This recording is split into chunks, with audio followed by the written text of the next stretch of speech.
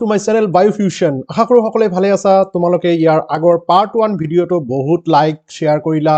View কৰিলা, তাৰ কাৰণে সোনকালে আজিয়েই লৈ আহিলোঁ আকৌ পাৰ্ট 2, য'ত চেপ্টাৰ 11ৰ ইম্পৰ্টেণ্ট অল শ্বৰ্ট কুৱেশ্যন আলোচনা কৰিম। পচিবল যিমান কুৱেশ্যন শ্বৰ্ট কুৱেশ্যন আহিব পাৰে 2024ত সব আলোচনা কৰিম। ইয়াৰ মাজৰ পৰা আহিবই লাগিব, যাব ক'ত? গতিকে মই 1 মাৰ্ক আৰু 2 মাৰ্ক 3 মাৰ্কৰ এইবিলাক কুৱেশ্যন আলোচনা কৰিম, কিন্তু ব্ৰড কুৱেশ্যন ইয়াত আলোচনা নকৰিম। ব্ৰড কুৱেশ্যন বেলেগ এটা ভিডিঅ'ত আলোচনা কৰা আছে। তো বলা দেৰি নকৰোঁ আৰু আৰম্ভ কৰোঁ এই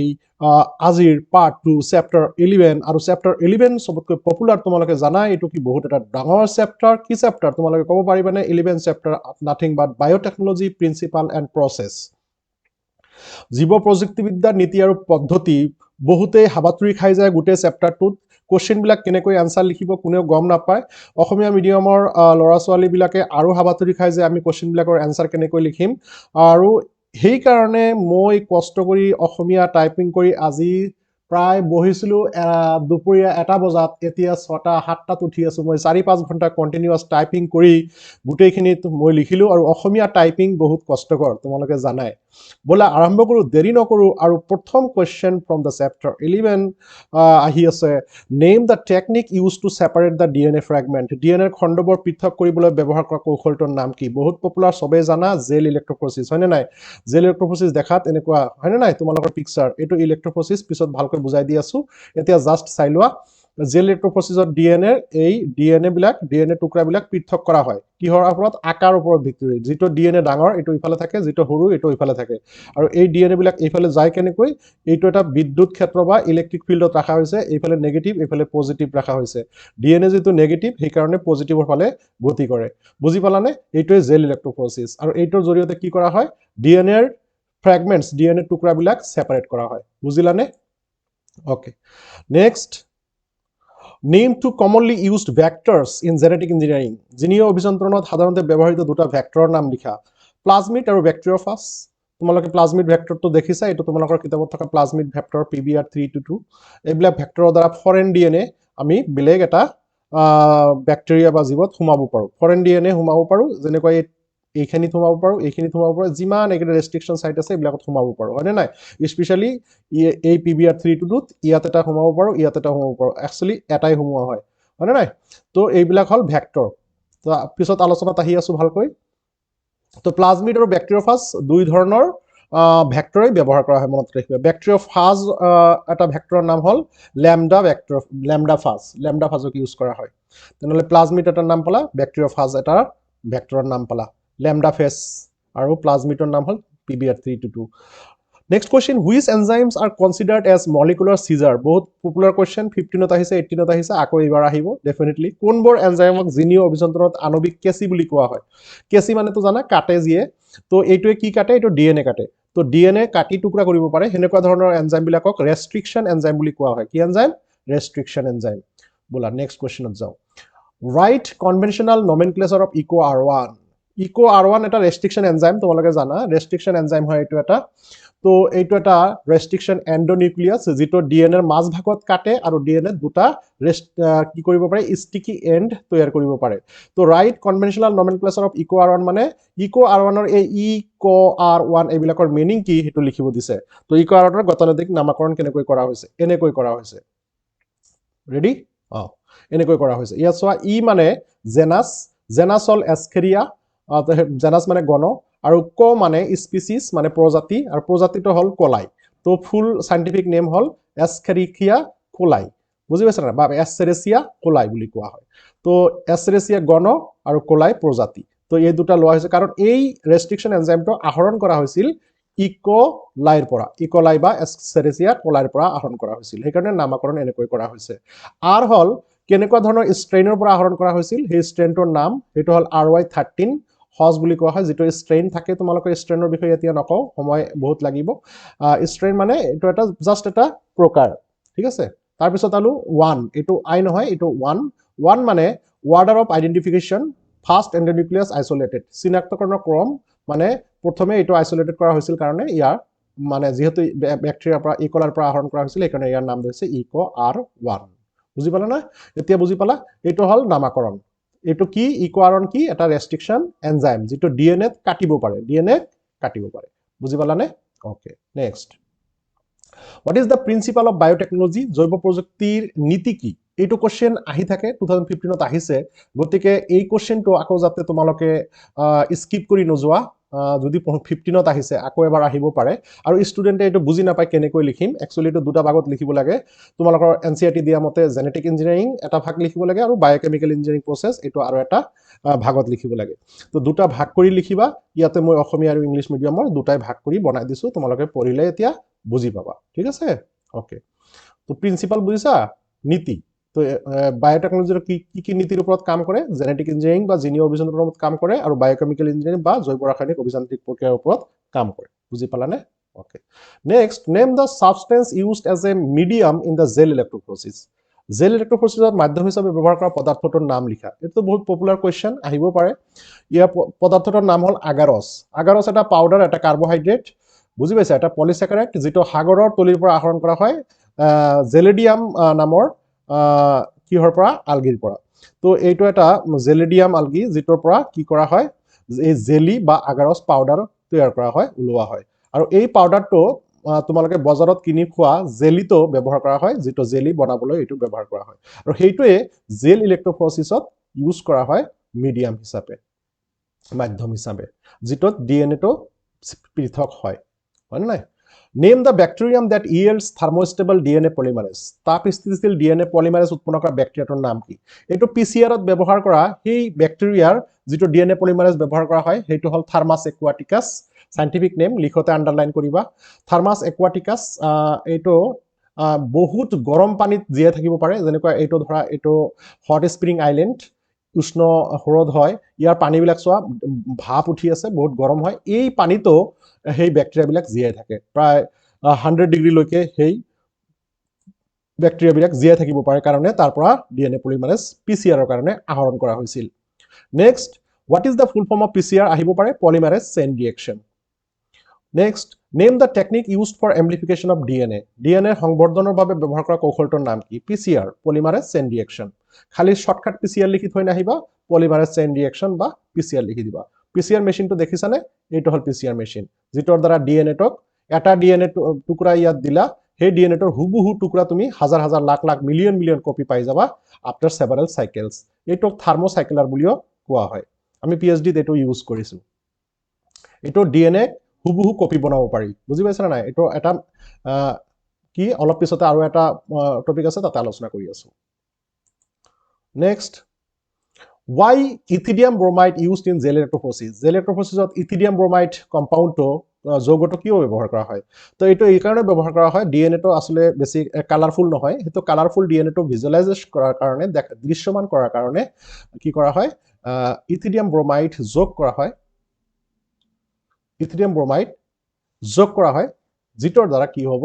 ডিএনএটো দৃশ্যমান হ'ব ভালকৈ আৰু আন্ডাৰ ইউভি ৰে যেতিয়া আল্ট্ৰাভায়োলেট পোহৰৰ উপস্থিতি যেতিয়া ধৰিবা তেতিয়া লগে লগে দেখিবা যে ডিএনএ ব্যান্ড বিলাক দেখা গৈছে এনেকুৱা দেখা যাব ইয়াত যিবিলাক ব্যান্ড জ্বলিছে ইয়াতে জ্বলি আছে সো এইবিলাক সব ডিএনএ ব্যান্ড হয় ডিএনএ ইয়াত আছে আৰু সেইবিলাক দেখা পাইছে কেনেকৈ কাৰণ ইথিডিয়াম ব্ৰোমাইড গৈ ডিএনএত বাইন্ড কৰিছে আৰু যত যত ডিএনএ গৈছে ইথিডিয়াম ব্ৰোমাইড ইউভি ৰশ্মিৰ সংস্পৰ্শত আহি উজ্জ্বল এনেকুৱা কমলা ৰঙৰ ব্যান্ড দেখা পোৱা গৈছে বুজি পালানে পঢ়িলে গম পাবা নেম এ প্লাজমিড ভেক্টৰ এটাৰ নাম লিখা PBR322 তোমালোকক যে দেখালো অলপ আগতে এইটো হল PBR322 plasmid vector next what is plasmid কি Plasmid is an extra chromosomal small circular DNA found in bacteria which are used to deliver foreign DNA in host. So plasmid DNA তোমালোকে জানা actually এই যে plasmid vector এইবিলাকেই plasmid DNA তোমালোকে বুজিবা যদি মই এটা পিকচাৰ দেখাও সোয়া এটো এটা ব্যাকটেৰিয়া হয় যেটো ব্যাকটেৰিয়াত এই যে এইবিলাক সৰু সৰু ৰাউন্ড ডিএনএ দেখিছা এইবিলাক হল প্লাজমিড ডিএনএ যেটো প্লাজমিড ডিএনএ ফৰেন ডিএনএ বেলেগ এটা ব্যাকটেৰিয়াত পঠাবৰ কাৰণে ভেক্টৰ হিচাপে ইউজ কৰা হয় সেই কাৰণে প্লাজমিডক ভেক্টৰ বুলিও কোৱা হয় তো এটা কোৰ পৰা আহৰণ কৰা হয় বেলেগ এটা ব্যাকটেৰিয়াৰ পৰা আহৰণ কৰা হয় বুজি পালানে তো ব্যাকটেৰিয়া থাকে এইটো হল মেইন ডিএনএ আৰু এইটো হল প্লাজমিড ডিএনএ এটা ব্যাকটেৰিয়া এটা ক্যাৰেক্টাৰ যে ব্যাকটেৰিয়াত প্লাজমিড থাকে আমাৰ কোষত কিন্তু প্লাজমিড নাথাকে তো ব্যাকটেৰিয়া প্লাজমিডটো আমি জেনেটিক ইঞ্জিনিয়াৰিংৰ কাৰণে ৰিকমেন্ডেড ডিএনএ টেকনলজিৰ কাৰণে আমি কি কৰো ভেক্টৰ হিচাপে ইউজ কৰো কিয় ভেক্টৰ কৈছো কাৰণ এইটোৰ দ্বাৰাই ইয়াতে আমি ফৰেন ডিএনএ বিদেশী ডিএনএ সোমাই বেলেগ এটা বেক্টেৰিয়াত সোমাব পাৰিম জেনেটিক ইঞ্জিনিয়াৰিং কৰাৰ কাৰণে বুজি পালানে ওকে নেক্সট আহিল হোৱাট আৰ সিলেক্টেবল মাৰ্কাৰ্ছ নিৰ্বাচনক্ষম চিহ্ন কি তো এইটো বহুতে বুজি নাপায় ভালকৈ তো নিৰ্বাচনক্ষম চিহ্ন হল হেবিলাকেই যিবিলাক তোমালোকে যেনেকুৱা মই দেখাই আছো এটা তোমালোকে ইয়াতে দেখা ইয়াতে নিৰ্বাচনক্ষম চিহ্ন এইবিলাক হল AMPR TETR এই দুটা হল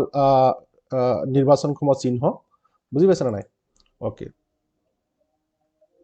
যিবিলাকৰ দ্বাৰা আমি কি কৰো ট্ৰান্সফৰমেন্ট আৰু নন ট্ৰান্সফৰমেন্টৰ মাজত পৃথক পাৰ্থক্য চেক কৰিব পাৰো যে মোৰ যেটো ভেক্টৰ আনিছো ভেক্টৰটো ৰিকম্বিনেন্ট হৈছে না নাই হোষ্টটো ৰিকম্বিনেন্ট হৈছে না নাই বা ট্ৰান্সফৰমেন্ট হৈছে না নাই এটো চেক কৰাৰ কাৰণে আৰু নন ট্ৰান্সফৰমেন্ট বিলাক পৃথক কৰাৰ কাৰণে এই নিৰ্বাচনক্ষম চিহ্ন বা সিলেক্টেবল মাৰ্কাৰ ইউজ কৰা হয় তো PBR322 যেটো মাৰ্কাৰ ইউজ কৰা হয় হেটো দুটা এন্টিবায়োটিক ৰেজিস্ট্যান্ট জিন টেট্ৰাসাইক্লিন ৰেজিস্ট্যান্ট জিন আৰু এম্পিসিলিন ৰেজিস্ট্যান্ট জিন Next, name two selectable marker used in plasmid vector. Plasmid vector ব্যবহার করা দুটা নির্বাচনক্ষম চিহ্ন কি তো AMPR আর TETR তো AMPR আর TETR কি AMPR হল এটো হল এম্পিসিলিন রেজিস্ট্যান্স জিন আর TETR হল টেট্রাসাইক্লিন রেজিস্ট্যান্স জিন সো এই দুটা হল জিন যেটো এই স্পেশালি PBR322 ভেক্টৰত থাকে যেটো সিলেক্টেবল মার্কার বা নির্বাচনক্ষম চিহ্ন হিসাবে ব্যবহার করা হয় যেটোর দ্বারা হোস্টটো আমি যেতিয়া ইয়াতে ফরেন ডিএনএ হুমাম ধৰা ATR এৰ ওচৰত যেতিয়া ফৰেন ডিএনএ হুমাম এইখিনিতে বাম এই সনৰ দ্বাৰা কাটি ইয়াতে যদি হুমাম তো ইয়াতে হুমোৱাৰ পিছত এই ভেক্টৰটো আমি ডেফিনেটলি এটা ব্যাকটেৰিয়াৰ ভিতৰত হুমাম তো সেই ব্যাকটেৰিয়াটো ৰিকম্বিনেন্ট হল নে নাই ট্ৰান্সফৰমেন্ট হৈ গল যেতিয়া ৰিকম্বিনেন্ট হৈ যাব তেতিয়া ট্ৰান্সফৰমেন্ট হল নে নাই নন ট্ৰান্সফৰমেন্ট হৈছে নেকি এটো চেক কৰাৰ কাৰণে এই দুটা দিয়া হয় AMPR আৰু TETR এই দুটা দি চেক কৰা হয় যে তোমাৰ ভেক্টৰটোৱে কাম কৰি আছে নে নাই হোষ্টৰ ভিতৰত বুজি পালানে যদি কাম নকৰে তেনেহলে বুজিবা যে কি ইয়াতে ট্ৰান্সফৰমেন্ট হোৱা নাই নন ট্ৰান্সফৰমেন্ট বুলি কোৱা হয় আৰু হেইটো ট্ৰান্সফৰমেন্ট নন ট্ৰান্সফৰমেন্ট হোৱা নোহোৱাটো চেক কৰা হয় এই AMPR TETR দুটা সিলেক্টেবল মাৰ্কাৰৰ দ্বাৰা নিৰ্বাচনক্ষম চিহ্নৰ দ্বাৰা বুজি পালানে আৰু এই দুটাই এন্টিবায়োটিক রেজিস্ট্যান্ট জিন হয় বুঝি পালানে okay what is Taq polymerase কি অলরেডি কলুয়ে মই এটো সাধাৰণতে PCR ইউজ কৰা হয় টেক পলিমাৰেজ এটা থাৰ্মোস্টেবল DNA পলিমাৰেজ থাৰ্মোস্টেবল মানে গৰম সহ্য কৰিব পৰা এটা তাপ স্থিতিশীল DNA পলিমাৰেজ এটা এনজাইম যেটো আহৰণ কৰা হয় থাৰ্মাস একুয়াটিকাস নামৰ এটা ব্যাকটেৰিয়াৰ পৰা যেটো গৰম পানীৰ উষ্ণ হ্ৰদত পোৱা যায় উষ্ণ গৰম পানীৰ হ্ৰদত ইয়ালোকক পোৱা যায় যেটোৰ দ্বাৰা টেক পলিমারেজ কোড ইউজ করা হয় PCR ত ব্যবহার করা হয় ঠিক আছে PCR মানে পলিমারেজ চেইন রিঅ্যাকশনত টেক পলিমারেজ এনজাইম ব্যবহার করা হয় how does plasmid differ from chromosomal DNA এইটো কোশ্চেন 2018 ত আহিছে মোৰ এনেকুৱা লাগি আছে এবাৰো আহিব পাৰে গতিকে মই অলপ কষ্ট কৰিলো আৰু তোমালোকৰ কাৰণে ইয়াৰ পাৰ্থক্যটো বনাই দিলো বুজি পাইছা নাই পাৰ্থক্য ধুনিয়াকৈ বনাই দিলো এইটো হল ইংলিশ আৰু এইটো হল অসমীয়া অসমীয়াটো নাছিলেই খুব পোৱাই নাযায় এটো তো সেই কাৰণে কষ্ট কৰি অলপ বনাব লাগিলে তো জিয়াই হক তো প্লাজমিড DNA আৰু ক্ৰোমোজোমাল DNA এৰ মাজত পাৰ্থক্য তোমালোকে ক্লিয়াৰলি বুজিবা যে অলপ আগতে তো প্লাজমিড DNA বিলাক দেখালো PBR322 হেটো কেনেকুৱা দেখা গৈছিল বৃত্তাকাৰ দেখা গৈছিল কিন্তু আমাৰ ক্ৰোমোজোমীয় DNA বৃত্তাকাৰ নহয় ৰৈখিক হ'ব পাৰে বৃত্তাকাৰ হ'ব পাৰে প্লাজমিড DNA অকল ব্যাকটেৰিয়াত পোৱা যায় কিন্তু ক্ৰোমোজোমীয় DNA সকলো কোষতে পোৱা যায় প্লাজমিড DNA অতিৰিক্ত নিউক্লিয়াৰ DNA এটো এটা অতিৰিক্ত DNA কিন্তু ক্ৰোমোজোমাল DNA হল প্ৰধান DNA প্লাজমিড DNA ত এন্টিবায়োটিক প্ৰতিৰোধী জিন থাকে কিন্তু ক্ৰোমোজোমাল DNA ত প্ৰতিৰোধী এন্টিবায়োটিক প্ৰতিৰোধী জিন না থাকে বেলেগ দৰকাৰী কাৰ্যকলাপৰ কাৰণে জিন থাকে প্লাজমিড DNA ভেক্টৰ হিচাপে ব্যৱহাৰ কৰিব পাৰি কিন্তু ক্ৰোমোজোমাল DNA ভেক্টৰ হিচাপে ব্যৱহাৰ কৰিব নোৱাৰি বুজি পালানে সেম কথাখিনি ইয়াতে ইংলিশত লিখা আছে আশা কৰো বুজি পাইছা প্লাজমিড DNA আৰু ক্ৰোমোজোমাল DNA ৰ মাজত পাৰ্থক্য কি এটো এবাৰ আহিব পাৰে ইম্পৰ্টেন্ট হিচাপে লৈ লবা next What is recombinant DNA leads the tool of genetic engineering 22 2 বছৰতো আহিছে সো মই এটা কি ভাবিলো যে এইটো চ্যাপ্টাৰ যদি দুইবাৰ আহিছে তো 24 তো আহাৰ সম্ভাৱনা কম আছে কিন্তু বেলেগ ধৰণে আহিব পাৰে গতিকে আমি স্কিপ কৰিব নোৱাৰো 22 তো আহিছে 23 তো আহিছে এটো 7 নাম্বাৰ কোশ্চেন তোমালোকে চাবা 22 7 নাম্বাৰ 23 7 নাম্বাৰ কোশ্চেন কন্টিনিউয়াসলি দুবাৰ আহিছে তো এইবাৰ আহাৰ সম্ভাৱনা খুব কম কিন্তু বেলেগ ধৰণে আহিব পাৰে সেই কাৰণে তোমালোকৰ সন্মুখত মই ধুনিয়াকৈ এনসাৰটো বনাই দিলো মই এটো আলোচনা নকৰো তোমালোকে স্ক্ৰিনশ্বট মাৰি ৰাখা যদি আহে তোমালোকে লিখি দিবা আৰু যদি বেলেগকৈ আহে তথাপি ইয়াৰ ভিতৰৰ পৰাই তোমালোকে লিখিব পাৰিবা next question mention two classes of restriction enzyme restriction এনজাইমৰ দুটা শ্ৰেণী উল্লেখ কৰা আহিব পাৰে এক্সোনিউক্লিয়াছ আৰু এণ্ডোনিউক্লিয়াছ এক্সোনিউক্লিয়াছ কি আছিল যিটো ডিএনএৰ দুফালে দুটা সাইডত কাটিব পাৰে এইটো ধৰা মোৰ লগতই ধৰা এইটো এটা ডিএনএ এইফালে কাটিব আৰু এইফালে কাটিব বুজি পাইছা নাই কিন্তু এণ্ডোনিউক্লিয়াছ এণ্ডো মানে ভিতৰত এণ্ডোনিউক্লিয়াছে ডিএনএৰ মাজত কাটিব পাৰে বুজি পালানে নাই ওকে তো এটা এণ্ডোনিউক্লিয়াছৰ উদাহৰণ eco R1 How DNA is isolated in purified form from a bacterial cell. Bacteria কোষৰ পৰা এটা DNA বিশুদ্ধ ৰূপত কেনেকৈ পৃথক কৰা হ'ব 2022 আহিছে আকৌ আহিব পাৰে গতিকে মই ধুনিয়াকৈ লিখি দিলো এটো এটা এনজাইমেটিক ট্ৰিটমেন্ট তিনটা এনজাইম ব্যৱহাৰ কৰা হয় এটা হ'ল লাইসোজাইম যেটো সেল ওয়ালটো ভাঙিবৰ কাৰণে ব্যৱহাৰ কৰা হয় তাৰ পিছত বাকি আৰএনএ সমূহ ৰিমুভ কৰাৰ কাৰণে ৰাইবোনিউক্লিয়াছ এনজাইম ব্যৱহাৰ কৰা হয় আৰু তাত থকা অদৰকাৰী প্ৰটিন সমূহ ৰিমুভ কৰাৰ কাৰণে প্ৰোটিয়াছ এনজাইম ব্যৱহাৰ কৰা হয় আৰু তেতিয়া ডিএনএ টো খালি পিউৰ হিচাপে থাকি যায় বুজি পাইছা নাই এনেকৈ ব্যাকটেৰিয়াৰ পৰা ডিএনএ পৃথক কৰিব পাৰি চাই লবা এটো 22 ত আহিছে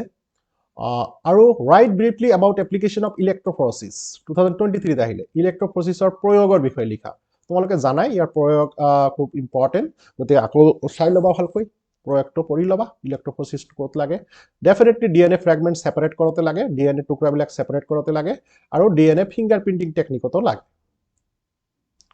What is genetic engineering? এটা শৰ্ট কোশ্চেন আহিব পাৰে এইবাৰ এনেকুৱা লাগি আছে যে শৰ্ট কোশ্চেন হিচাপে এটো আহি দিব পাৰে গতিকে তোমালোকে এইটো এটা এবাৰ পঢ়ি লবা জেনেটিক ইঞ্জিনিয়াৰিং কি তোমালোকে জানাই যে ইয়াতে কি কৰা হয়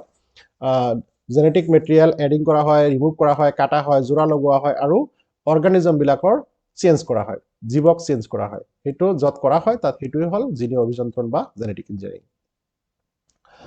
Represent diagrammatically the E. coli cloning vector PBR322. PBR322 vector to চিহ্নিত চিত্ৰ আকা তো আহিব পাৰে এইবাৰ এটো মোৰ এনেকুৱা লাগি আছে আহিবও তো পাৰে সেই কাৰণে মই দি দিলো এনেকুৱা এইটো তোমালোকে আকিবা তোমালোকৰ পিকচাৰ ক্লাছৰ এনসিআৰটি পিকচাৰটো সবা তোমালোকে কিন্তু ইয়াত তোমালোকে এটো পঢ়িব লাগিব তো কি বস্তু ইয়াতে সোৱা এই বাহিৰৰ যিবিলাক দেখিছা সব কেটা বাহিৰৰ যিবিলাক লিখা আছে সেই লিখা কেটা সব কেটা হল ৰেষ্ট্ৰিকশন সাইট কি কলো restriction site বুজি পালানে ওকে তো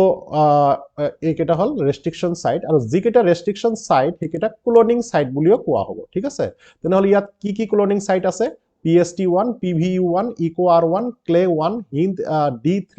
BAM H1 CEL1 and PVU2 এই সকলো কেটা কোৱা হ'ব ৰেষ্ট্ৰিকশন সাইট বা ক্লোনিং সাইট বুজি পালানে ওকে এইবিলাক সাইটত কি কৰা হয় ৰেষ্ট্ৰিকশন এনজাইম দি কাট কৰিব পাৰি ঠিক আছে এইটো এটা প্লাজমিড ভেক্টৰ এটা ডিএনএ এই গোটেই ৰাউন্ডটো হল এটা ডিএনএ কাৰ ডিএনএ এটা ব্যাকটেৰিয়াৰ ডিএনএ যেটো আমি ভেক্টৰ হিচাপে ইউজ কৰিম ফৰেন ডিএনএ বেলেগ ব্যাকটেৰিয়াত পাস কৰাৰ কাৰণে এমপিআৰ আৰু টিইটিআৰ এই দুটা হল এন্টিবায়োটিক ৰেজিস্ট্যান্ট জিন যেটো ট্ৰান্সফৰমেন্ট হ'ব নে নন ট্ৰান্সফৰমেন্ট হ'ব এটো চেক কৰাৰ কাৰণে এই দুটা antibiotic resistant gene as a selectable marker বা নিৰ্বাচনক্ষম চিহ্ন হিচাপে ব্যৱহাৰ কৰা হয় তেনেহলে এইটো থকা নিৰ্বাচনক্ষম চিহ্ন কি AMPR TETR আকৌ AMPR কি ampicillin resistant gene TETR কি tetracycle resistant gene ORI মানে কি এইটো origin of replication ইয়াৰ পৰা ৰেপ্লিকেশন তো আৰম্ভ হয় ৰেপ্লিকেশন মানে ডিএনএ প্ৰতিকৃতিকৰণ এইটো প্লাজমিড আকৌ যদি আকৌ এটা হ'ব খুজে মানে প্ৰতিকৃতিকৰণ তো বুজিছা ডিএনএ তো কপি হ'ব খুজে তেনেহলে আৰম্ভটো ইয়াৰ পৰা হ'ব ওৰিৰ পৰা হ'ব ওৰি মানে অৰিজিন অফ ৰেপ্লিকেশন মানে প্ৰতিকৃতিকৰণৰ আৰম্ভণি স্থান ৰূপ প্ৰোটিন অফ ৰেপ্লিকেশন এই ৰেপ্লিকেশনৰ কাৰণে যিবিলাক প্ৰোটিনৰ দৰকাৰ হ'ব এইটো জিনে তৈয়াৰ কৰিব একচুয়ালি এই যিমান নাম দেখা না সববিলাক জিন হে হয় এই ৰূপ জিন অৰিজিন এইবিলাক জিন ইয়াতে আছে জিন মানে ডিএনএ আছে বুজি পাইছা না ডিএনএ টো তো PBR322 এইটো হল এটা ভেক্টৰৰ নাম এইটো এটা ক্লোনিং ভেক্টৰৰ নাম আহিব পাৰে মই আকতে শর্ট কোশ্চেন দিছো তো P মানে প্লাজমিড P মানে প্লাজমিড B মানে বলিভাৰ R মানে ৰড্ৰিগছ বলে স্যাৰ বলিভাৰ ৰড্ৰিগছ কোন সায়েন্টিস্ট যি দুজনে কি কৰিছে এটো আৱিষ্কাৰ কৰিছে এটো আইসোলেট কৰিছে তৈয়াৰ কৰিছে ডিজাইন কৰিছে তো P মানে প্লাজমিড B মানে বলিভাৰ R মানে ৰড্ৰিগছ 322 মানে ইমান নাম্বাৰত গৈ তেওঁলোকে সাকসেস হৈছে এটো ক্ৰমিক number isolation seriality next What is the role of enzyme ligase in the genetic engineering? তো genetic engineering ligaseৰ কামটো জানাই ligase কি কৰে দুটা ফৰেন ডিএনএ দুটা বেলেগ ডিএনএ কি কৰিব পাৰে জোৰা লগাব পাৰে সংযোগ কৰিব পাৰে তো ডিএনএ দুটা টুকুৰা ডিএনএ সংযোগ কৰাৰ কাৰণে জোৰা লগাৰ কাৰণে লাইগেজ এনজাইম ব্যৱহাৰ কৰা হয় আৰু জোৰা লগালেহে তুমি ৰিকম্বিনেণ্ট ডিএনএ বনাব পাৰিবা বুজি পালানে name the component of a bioreactor must possess to achieve the desired product আকাংক্ষিত সামগ্ৰী লাভ কৰিবৰ কাৰণে বায়োৰিয়েক্টৰত থাকিবলগীয়া অংশসমূহ কি কি এইটো এটা ইম্পৰ্টেণ্ট কোৱেশ্চন হ'ব পাৰে এনেকুৱা লাগি আছে এবাৰ বায়োৰিয়েক্টৰৰ ওপৰত এটা কোৱেশ্চন আহিব তোমালোকে কম্পোনেণ্ট কেইটা চাই ল'বা ভেসেল আছে টেম্পাৰেচাৰ কণ্ট্ৰোল থাকে এগ্ৰিগেশ্যন থাকে তাৰপিছত গেছ কণ্ট্ৰোল থাকে পিএইচ কণ্ট্ৰোল থাকে ডিজলভ অক্সিজেন কণ্ট্ৰোল থাকে এইবিলাক সব থাকে তোমালোকে পঢ়ি ল'বা ঠিক আছে next What are the two types of bioreactor? Bioreactor দুবিধ প্ৰকাৰ হল এবিধ simple star tank bioreactor আৰু spaced star tank bioreactor দুই প্ৰকাৰৰ bioreactor আছে আৰু এটোৰ পাৰ্থক্য আহিব পাৰে গতিকে পাৰ্থক্য পঢ়ি লবা কিতাপৰ পৰা What is downstream processing? ভাটিয়নি পদ্ধতি কি ভাটিয়নি পদ্ধতিটো জানাই তোমালোকে যেতিয়া ৰিকম্বিনেণ্ট ডিএনএ টেকনলজি হৈ যাব জেনেটিক ইঞ্জিনিয়াৰিং হৈ যাব তেতিয়া তাৰ পৰা যিখিনি বস্তু পাবা তুমি পদাৰ্থ পাবা যিখিনি ধৰা ইনসুলিন বনালা ইনসুলিনটো পালা তো হেতুটো তুমি ডাইৰেক্ট ইউজ কৰিব নোৱাৰা কাৰণ ইনসুলিন আৰু ব্যাকটেৰিয়া একেলগে থাকে তেতিয়া তো তুমি ব্যাকটেৰিয়াৰ পৰা আহৰণ কৰিব পাৰা পিউৰিফিকেশন কৰিব লাগিব আইসোলেশন কৰিব লাগিব সেপাৰেশন কৰিব লাগিব তো তিনটা বস্তু ইয়াতে দৰকাৰ কি কি বস্তুটো তুমি ভাটিয়নি পদ্ধতি মানে জেনেটিক ইঞ্জিনিয়াৰিং কৰাৰ পিছত তুমি যেটো পদাৰ্থ পাবা দৰকাৰী বস্তু তুমি পালা সেই বস্তুটো তুমি কি কি পদ্ধতিৰ দ্বাৰা প্ৰসেস কৰিবা এই পদ্ধতিটোক ভাটিয়নি পদ্ধতি বা ডাউনস্ট্ৰিম প্ৰসেসিং কোৱা হয় আফটাৰ জেনেটিক ইঞ্জিনিয়াৰিং তো কি কৰিম আমি প্ৰথমে আইসোলেশন কৰিম তাৰ পিছত পিউৰিফিকেশন কৰিম তাৰ পিছত সেপাৰেশন কৰিম হেইটোই কথাই কৈছো প্ৰথমে আহৰণ কৰিম বিশুদ্ধকৰণ কৰিম আৰু তাৰ পিছত পৃথক কৰি বজাৰজাত কৰিম বজাৰত বিক্ৰী কৰিম হেইটোই তো হয় না নাই ইনসুলিনৰ ক্ষেত্ৰত যেনেকুৱা আমি ইনসুলিনটো জেনেটিক ইঞ্জিনিয়াৰিং কৰি তৈয়াৰ কৰিছো হয় না নাই তো ইয়াৰ পৰা তিনি চাৰিটা শৰ্ট নোট আহে 19 আৰু 22 আহিছে শৰ্ট নোট অন জিন গান তোমালোকে লাগিলে পঢ়ি লবা একো নহয় জিন গান ইয়াক বায়োলজিষ্টিকো কোৱা হয় যিটোৰ দ্বাৰা ফৰেন ডিএনএ আমি কি কৰিব পাৰো গোল্ড পাৰ্টিকুলাৰ দ্বাৰা বা কোনোবা টাংস্টেন পাৰ্টিকুলাৰ দ্বাৰা তাক কোট কৰি ডিএনএ টক আমি ফোৰ্সফুলি বন্দুকৰ নিচিনা এটা মেচিনৰ দ্বাৰা কি কৰিব পাৰো তাক বেলেগ এটা কি কৰিব পাৰো বেলেগ এটা গছৰ বা টিস্যুত আমি প্ৰৱেশ কৰাব পাৰো তো এটো জিন প্ৰৱেশ কৰা জিন এটা ফোৰ্সফুলি কোনোবা এটা অৰ্গানিজমত প্ৰৱেশ কৰোৱাৰ কাৰণে এটা হজুলি হয় এটা টেকনলজি হয় ঠিক আছে গান বন্দুকৰ নিচিনা দেখা যায় কাৰণে ইয়াক জিন গান কোৱা হয় বুজি পালানে write a short note on gene cloning 19ত আহিছে 18ত আহিছে 19ত আহিছে 22ত আহিছে গতিকে মই নিলিখি নোৱাৰিলো গতিকে তোমালোকে জিন ক্লোনিংটো ভালকৈ পঢ়ি যাবা আকৌ 24ত আহিব পাৰে 23ত যেহেতু আহা নাই গতিকে 24ত আহিব পাৰে গতিকে ভালকৈ পঢ়ি যাবা নেক্সট আহিব আমাৰ write a short note on bioreactor বায়োৰিয়েক্টৰৰ ওপৰত চমু টকা লিখা তো ডেফিনেটলি তোমালোকে এইটো পঢ়িবা তো বায়োৰিয়েক্টৰ বিলাক ইমান ডাঙৰ ডাঙৰ ভেসেল যিবিলাকত জেনেটিক ইঞ্জিনিয়াৰিং কৰা বস্তু ইয়াতে তৈয়াৰ কৰা হয় ডিএনএ ৰিকম্বিনেণ্ট কৰা বস্তু ভিতৰত লাৰ্জ এমাউণ্টত তৈয়াৰ কৰা হয় এইবিলাক ভেসেলত 1000 to 10000 লিটাৰৰ এইবিলাক সব কেপাসিটি থকা ভেসেল এইবিলাকক বায়োৰিয়েক্টৰ কৰা হয় যিবিলাকত বিভিন্ন ধৰণৰ টেম্পাৰেচাৰ কন্ট্ৰোল তাপ কন্ট্ৰোল হিট নিয়ন্ত্ৰণ সব কন্ট্ৰোল ইয়াতে থাকে ঠিক আছে ওকে পঢ়ি লবা এইটো ভালকৈ নেক্সট আহিল write a short note on gel ইলেক্ট্ৰোফোৰেসিছৰ বিষয়ে পঢ়ি লবা তো মই কলো যিটোৰ দ্বাৰা ডিএনএ টুকুৰাবিলাক ডিএনএ ফ্ৰেগমেন্টস ইয়াৰ দ্বাৰা সেপাৰেট কৰা হয় এইটো হল ভল্ট পাৱাৰ সাপ্লাই দিয়া হয় ইলেক্ট্ৰিক কাৰেন্ট ইয়াতে পাস হয় আৰু এইবিলাক যিবিলাক ওয়েলস দেখিছা এইবিলাক ডিএনএ বিলাক ইয়াত দি দিয়া হয় টুকুৰাবিলাক যেতিয়া কাৰেন্ট পাস কৰা হয় ডিএনএ যেহেতু নেগেটিভ চাৰ্জ আৰু এইফালে যেহেতু নেগেটিভ এইফালে পজিটিভ চাৰ্জ দিয়া হৈছে গতিকে নেগেটিভ ডিএনএ যেহেতু ইলেক্ট্ৰিক ফিল্ডৰ পজিটিভৰ ফালে অ্যাট্ৰাকশনত কি কৰিব ৰান কৰিব এই জেলৰ ওপৰদি যেতিয়া ৰান কৰিব যেবিলাক হেভিয়াৰ ডিএনএ হেবিলাক ওচৰত থাকি যাব আৰু যেবিলাক লাইটাৰ ডিএনএ হেবিলাক ফাস্ট মুভ কৰি দিব বুজি পাইছা না এনেকৈ আমি বেসড অন देयर সাইজ আমি ডিএনএ ফ্ৰেগমেন্ট বিলাকক সেপাৰেট কৰিম বাই জেল ইলেক্ট্ৰোফোৰেসিছ এতিয়া আশা কৰো পাৰিবা নেক্সট লাষ্ট টপিক হল আমাৰ write a short note on PCR 2020 আহিছিলে আকৌ আহিব পাৰে 2024 ত গতিকে মই লিখি দিলো পিসিআৰ তো তোমালোকক আগতে কলোৱে যিটোৰ দ্বাৰা ডিএনএ পৰিবৰ্ধন কৰিব পাৰি ডিএনএ কপি হুবহু কপি তৈয়াৰ কৰিব পাৰি সো সেভাৰেল সিমিলাৰ কপি তৈয়াৰ কৰিব পাৰি ইটস এ এনজাইমেটিক ৰিঅ্যাকশন আৰু ইয়াৰ এইটো এটা মেচিনৰ দ্বাৰা কৰা হয় তাক থাৰ্মোসাইক্লাৰ কোৱা হয় আৰু আৱিষ্কাৰ কৰিছিল কেৰি মুলিছে 1983 ত বুজি পাইছা না আৰু ইয়াত এটা ডিএনএ পলিমাৰেজ ইউজ কৰা হয় আৰু হেটো নাম হল টেক পলিমাৰেজ এইখিনি লিখি দিবা আৰু পিসিআৰৰ গুটেই পদ্ধতিটোই পঢ়ি যাবা আহিব পাৰে এজ এ ব্ৰড কোৱেশ্চন বুজি পাইছা না নাই ওকে ডিয়াৰ ষ্টুডেন্ট আৰু তোমালোকৰ কাৰণে এৰি দিছো এটা কোৱেশ্চন হোৱাট ইজ ইনসাৰশনাল ইনএক্টিভেশন প্ৰবিষ্টকাৰী নিষ্ক্ৰিয়কৰণ কি এইটো চেপ্টাৰৰ কোৱেশ্চন চাও যিজনে 90 ৰ ওপৰত পাব খোজা তেও এইটো এনসাৰটো দিবই লাগিব গতিকে এনসাৰটো তো কমেন্টত বহাবা কমেন্টত দিলে গম পাম যে তুমি 90 ৰ ওপৰত পাব গৈ আছা যদি এইটো কোৱেশ্চনৰ এনসাৰ পাৰা কোশ্চিনটো কিন্তু তোমালোকৰ এইটো চেপ্টাৰতে আছে তো মই আনসাৰটো নিদিলো যদি নোৱাৰা পিছত গৈ বেলেগ ঠাইত দি দিম ঠিক আছে দিয়া আশা কৰো ভাল লাগিল so you are so close to the victory don't you dare give up now so বহুত ওচৰত তোমালোকে জয়ৰ গতিকে এতিয়া তোমালোকে গিভ আপ কৰিব নোৱাৰা আৰু আগবাঢ়ি যোৱা ডেইলি পঢ়ি যোৱা 14 ঘণ্টাকৈ পঢ়া শুনা কৰা ডেফিনেটলি তোমালোকে এটা ভাল ৰিজাল্ট লৈ আহিবা বায়োলজিত লেটাৰ মাৰ্ক ডেফিনেটলি পাবা ক'ত যাবা মইতো আছো তোমালোকক যিমান পাৰো হেল্প কৰি আছো মোৰ সময় বহুত কম মই যেহেতু ভাইস প্ৰিন্সিপাল এটা কলেজৰ পৰীক্ষা চলাই আছো প্ৰেক্টিকেল চলি আছে গতিকে মই ব্যস্ত গতিকে তথাপিও তাৰ মাজতে মই 3-4 ঘণ্টা তোমালোকৰ ফালে খৰচ কৰি আছো আশা কৰো শেয়াৰ এটা দিবা লাইক দিবা আৰু বন্ধুবৰ্গৰ লগত শেয়াৰ কৰিলে মই উপকৃত হ'ম আৰু ডেফিনেটলি তোমালোকক মোৰ এটা বিগ থ্যাঙ্কস থাকিব এটা কমেন্টতো থ্যাংক ইউ দিবাই না তোমালোকে দি থাকা ভাল লাগে মোৰ দেখি থ্যাংক ইউ এভৰিওয়ান চাও কোনে প্ৰথমে কমেন্ট কৰে